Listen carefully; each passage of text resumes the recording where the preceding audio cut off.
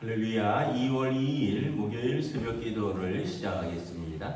사도신경으로 우리의 신앙을 고백하시겠습니다. 나는 전능하신 아버지 하나님 천지의 창조주를 믿습니다.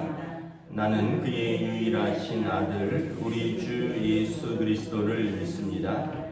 그는 성령으로 잉태되어 동정녀 마리아에게서 나시고 본디오 빌라도에게 고난을 받아 십자가에 못 박혀 죽으시고 장사된 지 사흘 만에 죽은 자 가운데서 다시 살아나셨으며 하늘에 오르시어 전능하신 아버지 하나님 우편에 앉아 계시다가 거기로부터 살아있는 자와 죽은 자를 심판하러 오십니다.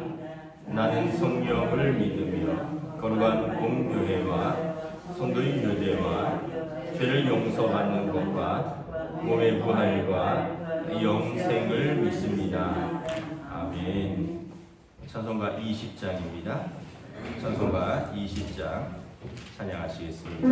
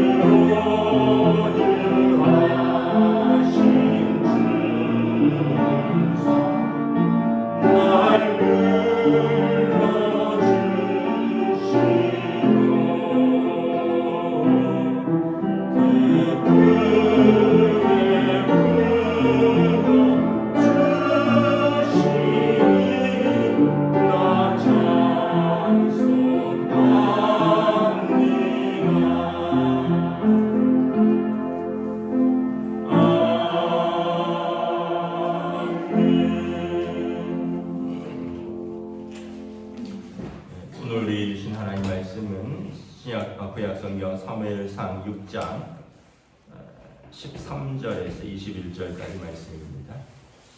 사무엘상 6장 13절에서 21절까지 말씀입니다. 다 찾으신 줄 알고 저와 여러분들이 한 절씩 교도하도록 하겠습니다.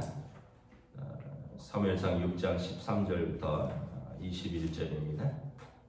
베스메스 사람들이 골짜기에서 밀을 베다가 눈을 들어 괴를 보고 그 본 것을 기뻐하더니 수레가 베스메스 사람 여호수아의 반 큰 돌 있는 곳에 이르러 선지라. 무리가 수레의 나무를 패고 그 암소들을 번제물로 여호와께 드리고 레위는 여호와의 궤와 그 궤와 함께 있는 금봉을 담긴 상자를 내려다가 큰 돌 위에 두매 그날에 베스메스 사람들이 여호와께 번제와 다른 제사를 드리니라. 블레셋 5방백이 이것을 보고 그날에 에그론으로 돌아갔더라. 블레셋 사람이 여호와께 속건 제물로 드린 금독종은 이러하니 아스돗을 위하여 하나요, 가사를 위하여 하나요, 아스글론을 위하여 하나요, 가드를 위하여 하나요, 에그론을 위하여 하나이며 드림과 금주들은 현관 성읍에서부터 시골의 마을에까지 그리고 사람들이 여호와의 궤를 놓은 큰 돌에 이르기까지 5 방백들에게 속한 블레셋 사람의 모든 성읍의 수대로더라. 그 돌은 베스메스 사람 여호수아의 밭에 오늘까지 있더라. 베스메스 사람들이 여호와의 궤를 들여다본 까닭에 그날 그들을 치사 5만 70명을 죽이신지라. 여호와께서 백성을 쳐서 크게 살육하셨으므로 백성이 슬피 울었더라. 베스메스 사람들이 이르되 이 거룩하신 하나님 여호와 앞에 그가 능히 서리요 그를 우리에게서 누구에게로 올라가시게 할까 하고 함께 읽습니다. 전령들을 기리앗 여아림 주민에게 보내어 이르되 블레셋 사람들이 여호와의 궤를 도로 가져왔으니 너희는 내게 와서 그것을 너희에게로 옮겨가라. 아멘. 할렐루야. 오늘 또 새날이 시작되었습니다. 우리 주님 주시는 은혜와 평강이 가득하시기를 축복합니다. 이제 그 여호와의 언약궤가 블레셋에 빼앗겼다가 이제 블레셋에서 뭐 여러 가지 재앙이 일어나니까 또 그들의 신들이 꼬꾸라지니까 이제 이 여호와의 언약궤를 다시 이스라엘로 보냈죠. 그러면서 하나님을 달래려고 금 독종과 금 쥐 모양으로 만들어서 하나님 앞에 속건제물로, 그러니까 하나님을 달래려고 그렇게 해서 이스라엘로 실어 보내면서 마지막까지도 테스트를 했다 그랬죠. 새 수레와 한 번도 수레를 메어보지 않은 암소 2마리, 그리고 그 암소들이 새끼를 낳고 젖을 막 뗀 암소들을 수레에 메어서 암소들이 곧장 이스라엘 땅으로 가면 하나님께서 자신들을 친 것이고, 만약에 암소들이 새끼를 보러 돌아온다든지 아니면 수레를 처음 메었기 때문에 우왕좌왕하면서 갈팡질팡하면 이건 우연으로 된 일이다. 그래서 마지막까지 그들이 마음이 완악해서 하나님을 시험했는데 이제 암소들이 울면서도 곧장 베스메스로 올라갔다. 그래서 이것은 이스라엘의 신이 우리의 신 다곤을 이긴 것이다. 그들도 인정하고 이제 베스메스에서 유대인들이 이스라엘 사람들이 그 이제 언약궤를 맨 수레가 도착하고 그것을 인수하는 것을 보고 그들은 돌아갑니다. 그래서 6장에 이제 17절부터 18절에 보면 블레셋 사람들이 그들이 하나님을 달래려고 드린 그 금 독종과 금 쥐들, 사실은 이제 하나님 앞에 화목제물과 또 하나님 앞에 하나님을 경외하여 드린 예물이라면 이런 모양이 아니어야 되겠죠. 예물을 귀한 것을 드린 것은 맞는데 독종의 모양, 또 자기 땅을 해롭게 하는 쥐의 형상으로 만들어서 하나님을, 그것은 이방들의 신을 달래는 모습이죠. 하나님을 경외한다면 이런 모습이 아니라는 거죠. 어쨌든 그래서 그들의 자기들 신을 섬기는 방법대로 그들이 하나님을 달랬는데 17절 18절에 보면 이것이 그들 5 방백과 5 성읍들을 위한 어떤 속건제물로 드렸다라는 것입니다. 그리고 이제 베스메스 사람들은 갑자기 여호와의 궤가 돌아오니까 기뻐하죠. 블레셋에 빼앗겼고, 그리고 그 사람들은 언약궤가 빼앗겨서 하나님께서 그들을 떠나셨다 생각을 했습니다. 사실은 여러분, 하나님은 항상 그들과 함께 계셨고요. 언약궤가 빼앗겨도 하나님은 그들과 함께 계셨습니다. 단지 언약궤는 하나님 임재의 상징이고, 언약궤를 빼앗겼다는 것은 그들을 하나님께서 경고하시는 것이지, 언약궤가 빼앗겨서 하나님의 영광이 사라지고 하나님의 임재가 하지 않는 것은 아니죠. 그들은 하나님의 백성입니다. 그래서 하나님께서 어떤 그 징계를 통해서 그들을 돌이키려고 하는 것인데, 이 사람들은 이제 그걸 잊어버리고 오늘 본문에 보면 언약궤가 돌아왔다, 다시 하나님의 영광이 우리에게로 돌아왔다 생각하고는 이제 그 기뻐하면서 예배를 드린 것까지는 좋았는데 이제 그들이 언약궤를 함부로 다뤘다는 거죠. 19절에 보면 베스메스 사람들이 여호와의 궤를 들여다본 까닭에 그들을 치사 그날에 5만 70명을 죽이시니라. 70명인지 아니면 괄호 열고 5만 명인지 어쨌든 이제 사본에는 이 5만 명이 이제 어떤 사본에는 발견되고 어떤 사본에는 발견되지 않았기 때문에 괄호 열고 5만은 가로치고 이제 70명이라고 말을 하는 것입니다. 구약 성경들은 다 쪽사본이거든요. 뭐 이사야서 한 장, 이사야서 앞장, 이사야서 뒷부분 뭐 이런 식으로 막 사본들이 발견되는데 대부분 일치하는데 어떤 사본들은 70명만 나와 있고 어떤 사본들은 5만 70명이기 때문에 5만 명은 괄호를 친 겁니다. 근데 그 당시에 베세메스 사람들이 과연 5만 70명이나 됐을까? 이거는 이제 잘 모르는 거죠. 어쨌든 분명한 것은 여호와의 언약궤를 함부로 들여다본 사람들은 그날에 죽었더라. 왜냐하면 여러분 언약궤는 그 성소 안에 지성소는 뭐냐면 지극히 거룩한 곳이라는 뜻입니다. 성소가 거룩할 성자의 장소 소자잖아요. 성소는 거룩한 곳이고요. 지성소는 지극히 거룩한 곳입니다. 그래서 그 지극히 거룩한 곳, the most holy place라고 하는 가장 거룩한 장소에 두면서 1년에 한 번 대제사장만 그것도 1월 10일 나팔 대속죄일에 들어가서 하나님 앞에 자신과 이스라엘 백성의 죄를 속죄하는 하나님 임재의 상징인데 오늘 본문에 보면 이 사람들이 막 만진 것 같아요. 레위 사람들도 그렇고 또 그 동네 사람들도 야 여호와의 언약궤가 돌아왔다. 우리 지성소에서도 한번 구경하자 뭐 이러면서 14절에 보면 그들이 수레에 나무를 패고 그 암소들을 번제로 막 드리고 그러면서 궤와 그 궤를 뭐 내리고 이런 것을 절차 없이 했다는 거죠. 여러분 언약궤는 그 출애굽기에 보면 양쪽 사방으로 이렇게 고리가 있습니다. 그리고 그 고리에 조각목 금을 입힌 조각목을 꿰어서 이것을 제사장들이 어깨에 매도록 되어 있습니다. 다시 말하면 언약궤는 함부로 손으로 들어서도 안 되고 뭐 뚜껑을 열어서도 안 되고 함부로 뭐 술에 실어서도 안 되고 이거는 제사장들이 언약궤를 채 꿰어서 그 나무를 어깨에 매도록 그렇게 이동하도록 되어 있고요.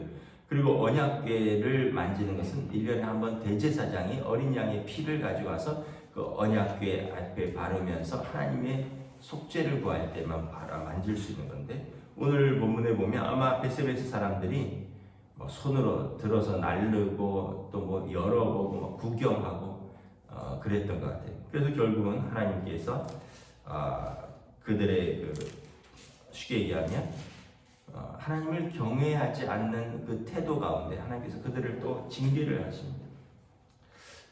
결국 21절에 보면 사람들이 기럇 여아림 사람들에게 야 이 언약궤 도로 가져가라. 이 기럇 여아림을 지나서 베스메스로 올라왔는데 너희 땅으로 도로 가져가라. 이러면서 이 사람들도 다시 언약궤를 막 도로 보냅니다. 마치 공차듯이 이쪽으로 보냈다가 저쪽으로 보냈다가 하나님의 언약궤를 뭐 이리로 보내고 저리로 보내고 야 우리는 안 맞겠다. 니네가 맡아라. 뭐 이러면서 보내는 거죠. 우리가 한번 생각을 해보는 거죠. 왜 하나님께서 블레셋 사람들에게 재앙을 내리신 것은 이해를 할 수 있죠. 그들이 하나님의 언약궤를 우상신전의 그 승리의 전리품으로 가져다 놓았으니까 자기들의 신이 이스라엘의 신을 이겼다고 생각해서 그걸 가져 놓았으니까 하나님께서 그들을 치시는 것은 이해가 가는데 왜 이스라엘 사람들을 하나님께서 치셨을까? 그것은 이제 그들을 하나님의 경외하지 않는 태도에서 볼 수가 있는 것입니다. 아까도 말씀드렸다시 언약궤에 대한 분명한 규정을 알고 있음에도 불구하고 레위인들과 그 백성들이 언약궤를 함부로 다루고, 그리고 재앙이 일어났다고 해서 다시 그걸 일로 보내고 절로 보내고 이런 걸 볼 때 그들의 마음속에 하나님을 경외하는 마음이 없었다는 거죠. 여러분, 우리가 하나님을 경외하는 마음이 있는가를 크게 두 가지를 통해서 알 수가 있습니다. 첫째는 여러분, 예배드리는 자세입니다. 하나님을 경외한다면 예배는 하나님을 만나는 시간이에요. 예배드리는 자세가 여러분 정말 하나님을 경외한다면 두렵고 떨림으로, 그리고 하나님 앞에 신령과 진정으로 예배를 드릴 것입니다. 요한복음 4장의 사마리아 여인이 우리 예배를 어떻게 드립니까? 우리 조상들은 이 산, 당신들은 저 산에서 예루살렘 그곳에서 드려야 된다. 우리 조상들은 이 그리심 산에서 드려야 된다. 어느 산에서 드리는 것이 맞습니까? 했더니 예수님께서 이 산 저 산이 아니라 너희가 신령과 진정으로 예배를 드려야 될 때가 오나니, 하나님께서는 신령과 진정으로 예배드리는 사람을 찾느니라. 예배드리는 자세가 하나님을 경외하는 자세라는 거죠. 이 산 저 산이 아니라는 거예요. 심지어 예루살렘 성전도 무너졌습니다. 유대인들은 예루살렘을 말하는데, 유대인들은 지금도 이 유월절이나 이런 거에서 할 때 마지막에 축배의 잔을 들면서 뭐라고 하냐면 다음 유월절은 예루살렘에서 이렇게 하고 마십니다.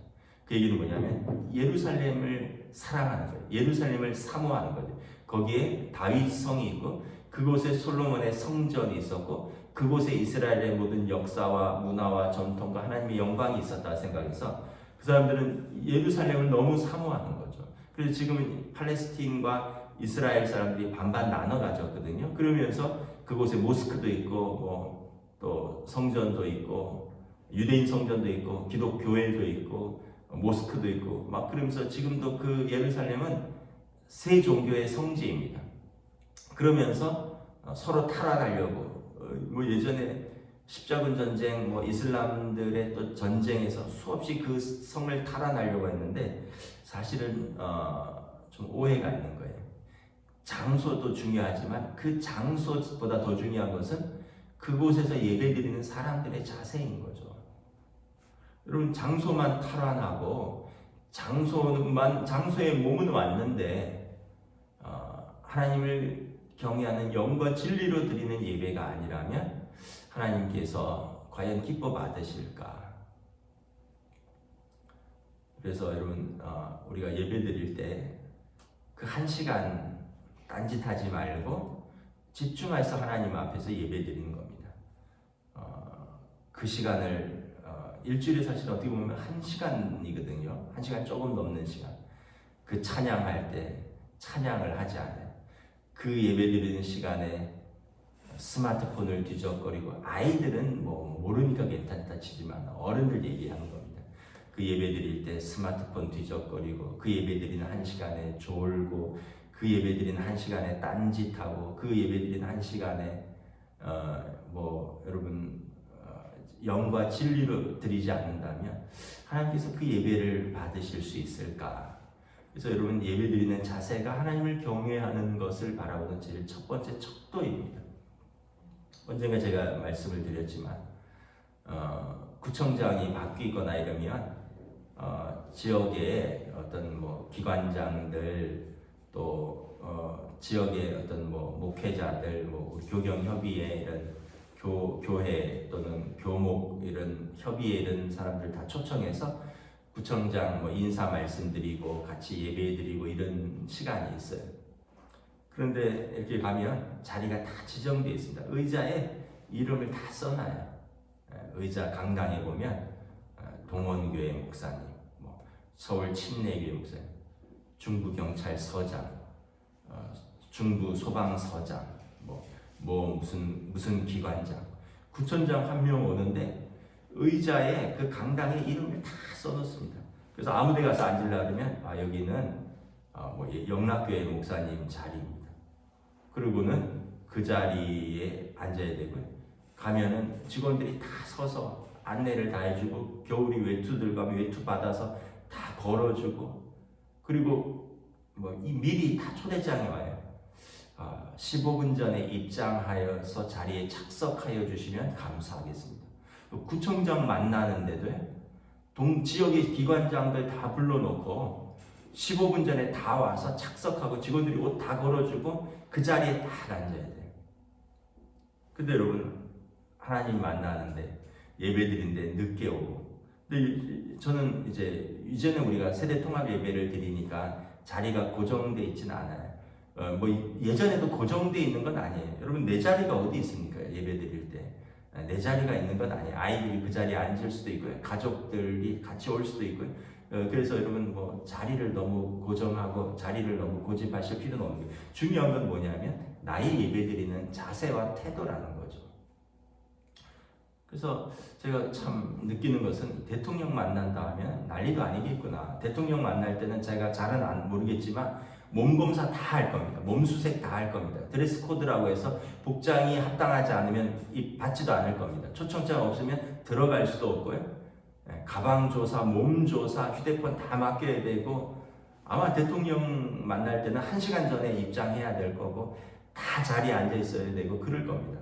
근데 여러분, 만왕의 왕이시고 만군의 주이신 하나님을 만나러 예배하러 나오는데 늦게 오고 딸래딸래 오고 와서는 사탕 까먹고 뭐 일하기 하다가 뭐 커피 마시다가 그냥 쑥 돌아가고, 과연 우리가 일주일에 한 번 하나님을 만나러 주일 예배에 나올 때 예배드리는 자세를 다시 한번 돌아봐야 할 것입니다. 베세메스 사람들의 여호와의 괴를 받은 것은 기뻐하였으나 그들이 여호와의 괴를 함부로 대했다는 거죠. 하나님을 경외하는 마음이 없었다는 거예요. 그래서 하나님이 그들과 함께 하시지 않을 뿐더러 오히려 하나님이 그들을 징계하십니다. 두 번째는 여러분, 어떻게 하나님을 경외하는지 알 수 있느냐? 사람들을 대하는 태도를 보면 알 수 있습니다. 다시 말하면 삶의 자세입니다. 하나님 앞에서 예배를 신령과 진정으로 잘 드리는 것, 이게 가장 중요하고요. 두 번째는, 그리고 삶의 자리로 돌아가서 다른 사람들을 여러분 영과 진리로 대하셔야 됩니다. 여러분들의 삶의 자리에서 여러분들이 하는 일을 영과 진리로 해야 돼요. 물론 매사에 그러기가 쉽진 않겠죠. 그럼에도 불구하고 우리가 나는 하나님 앞에서 사는 사람들이다. 저 사람들은 하나님께서 내게 주신 사람들이다. 그 일은 하나님께서 내게 맡겨주신 일이다. 이런 마음으로 사람들을 대하고 그 마음으로 그 일을 하면 우리가 함부로 하지 않을 것입니다. 근데 그런 마음이 없으니까 우리가 사람들한테 이 땡땡 저 땡땡, 그리고 뭐 집어 던지고 내가 하는 일 뭐 더러워서 못하겠네, 이 일을 내가 먹고 살라고. 근데 여러분, 하나님이 주신 일은 다 귀한 일인 거죠. 예전에 그런 글을 읽은 적이 있어요. 물론 이것이 그냥 이야기인지 실제 있었던 일인지는 잘 모르겠는데, 어떤 사람들이 공사장에서 인부들이 일을 하고 있었어요. 근데 그 공사장이 그냥 뭐 교회가 아니에요. 그냥 일반 공사장이죠. 근데 그 공사를 맡긴 사람이 보니까 어떤 사람은 너무 일을 열심히 하고 어떤 사람은 시간만 때우는 거죠. 그래서 공사장이 그 주인이 그 사람에게 물어봤대요. 아니 당신은 저 사람들처럼 좀 쉬어가면서 요령도 부려가면서 하지 뭐 이렇게 열심히 합니까? 내가 이렇게 쭉 지켜봤는데 너무 이렇게 열심히 하는데 이유가 있습니까? 이랬더니 그 사람이 하는 말이 나는 하나님의 일을 하고 있습니다. 이러더래요. 아니 이거는 내가 맡긴 일이고 내가 돈을 주는데 무슨 하나님의 일이요? 이랬더니 나에게 주어진 일은 모두 하나님의 일을 하는 겁니다. 그래서 당신 집을 짓지만 하나님께서 내게 맡겨주신 그 집을 짓고 있는 겁니다. 내가 벽돌을 나르지만 하나님께서 내게 주신 벽돌을 나르는 겁니다. 이렇게 이야기를 하더래요. 여러분, 집주인이 얼마나 감동이 됐겠어요. 뭐 그 뒤에 이야기는 없는데, 만약에 집주인이 그 사람을 그 이야기를 들었을 때 만약에 다른 일이 생기면 제일 먼저 그 사람 부르지 않겠어요? 그리고 다른 사람들은 몰라도 그 사람은 일이 없어도 놀고 있다 그러면 좀 불러서라도 다른 일이라도 시키지 않겠어요? 왜냐하면 그 사람은 마당을 쓸어도 하나님의 마당을 쓰는 것 같고, 왜냐하면 자기 집 마당 쓰는데 하나님 집 마당, 성전의 마당 쓰는 것처럼 마당 쓰고, 자기 집 기와 나르는데 성전의 기와 올리는 것처럼 정성스럽게 하고 있고. 그러니까 여러분들이 설거지하는 거 이렇게 생각하시면 돼요. 하나님의 주방에서 설거지를 하고 있다.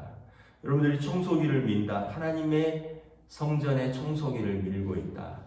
여러분들이 아이들 밥 차려준다. 그러면 여러분 하나님의 존귀한 아이들의 밥을 차려준다. 그런 식으로 우리가 일을 한다면 회사나 가정이나 그러면 얼마나 하나님이 보실 때, 사람들이 보실 때 저 사람은 하나님이 보시기에 하나님을 경외하는 사람이라 이렇게 이야기를 할 거예요. 근데 반면에 저 사람 교회에서 직분이 있고 저 사람 매주일 교회 간다고 하는 거 다 아는데 회사에 가서 농땡이 치고 회사에서 요령 피고 사람들한테 못되게 하고 입에서 나오는 말은 음담패설, 욕설, 성도로서 합당치 않은 불평과 원망, 그리고 사람들하고 자주 갈등과 분쟁이라는 거에 대해서 맨날 불판, 이러면 사람들이 쟤는 그냥 부르지 말아라, 그냥 내가 혼자 일할게, 이렇게 이야기하지 않겠어요? 그래서 우리가 항상 이 두 가지를 생각해야 됩니다. 여호와의 언약궤가 있어서 하나님의 영광이 있고, 그걸 빼앗겨서 하나님의 영광이 사라지고 하나님이 패하신 게 아니라는 거죠. 그들의 예배와 그들의 삶의 자세에서 하나님께 영광을 돌리지 않았기 때문이라는 것입니다. 말씀을 정리하도록 하겠습니다. 여러분, 예배를 드릴 때 영과 진리로 예배를 드리는 거예요. 마음을 다 쏟아서 예배를 드리는 거예요. 온 귀를 기울여서 말씀을 듣고요, 온 입을 열어서 찬송을 하고요, 온 마음을 다하여서 기도하고요, 그리고 마음과 뜻과 정성을 다하여서 예물을 올려드리고 그런 겁니다. 옛다, 자, 헌금 가져왔다, 옛다, 오늘도 왔으니 사람들 얼굴이나 한번 보고 가자, 그런 게 예배가 아니라는 거죠. 그리고 돌아가셔서 여러분들의 가정과 일터에와 그리고 여러분들에게 주신 사람들과 여러분들이 하는 작은 일 속에서 하나님 앞에서 하는 일과 마음으로 대하고 하신다면 그것이 우리가 삶에서 하나님을 경외하는 자세입니다. 결국 하나님의 언약궤는 벳세메스에서 떠났습니다. 그 사람들은 하나님을 경외하는 사람들이 아니었다는 것입니다. 기도하겠습니다. 하나님 은혜를 감사합니다. 우리 삶에 하나님을 경외하는 삶인가 다시 한번 돌아봅니다. 우리가 벳세메스 사람들처럼 마치 언약궤를 무슨 신주다시 모시듯이 이게 있어서 하나님께서 우리와 함께 하시고 이게 없으면 하나님의 영광이 떠난다라고 생각하지만 정작 그들이 하나님의 언약궤를 대하는 자세와 태도, 그리고 율법에 정해진 대로 언약궤를 다루지 않는 모습들, 그런 모습 속에서 하나님은 그들과 함께 하실 수 없다는 것을 성경은 말씀합니다. 오늘 우리들의 삶에서 우리가 마치 예레미야서나 이사야서의 말씀처럼 매주일 성전은 오지만 성전 뜰만 더럽히는 하나님을 경외하는 마음으로 드리는 예배인가, 그렇지 아니하는 뜰만 더럽히는 발걸음인가를 다시 한번 또 돌아봅니다. 또 우리들의 삶의 자리에서 일상에서 우리가 하나님을 경외하는 그 사람의 합당한 사람을 대하고 그리고 일에 대한 자세와 태도인가, 아니면 바리새인들처럼 성전에서 예배만 드리고 일상에서는 사람들을 무시하고 일상에서는 외식적이고 가식적인 삶의 자세인가를 다시 한번 돌아볼 수 있기를 원합니다. 우리 예수님께서 말씀하셨습니다. 이 산과 저 산이 아니라 너희가 있는 그곳에서 영과 진리로 예배드리라. 우리가 서 있는 그곳에서 영과 진리로 하나님을 경외하며 예배하며 살아갈 때 그것이 하나님 영광의 임재의 장소요, 그것이 하나님의 동행하시는 장소가 될 것임을 믿습니다. 오늘 하루도 우리 주님과 동행하며 믿음으로 사는 저희들로 인도하여 주시옵소서. 감사를 드리오며 우리 주 예수 그리스도 이름으로 기도드리옵나이다. 아멘. 하늘에 계신 우리 아버지 이름을 거룩하게 하시며 아버지의 나라가 오게 하시며 아버지의 뜻이 하늘에서와 같이 땅에서도 이루어지게 하소서. 오늘 우리에게 일용할 양식을 주시고 우리가 우리에게 잘못한 사람을 용서하여 준 것 같이 우리 죄를 용서하여 주시고 우리를 시험에 빠지지 않게 하시고 악에서 구하소서. 나라와 권능과 영광이 영원히 아버지의 것입니다. 아멘.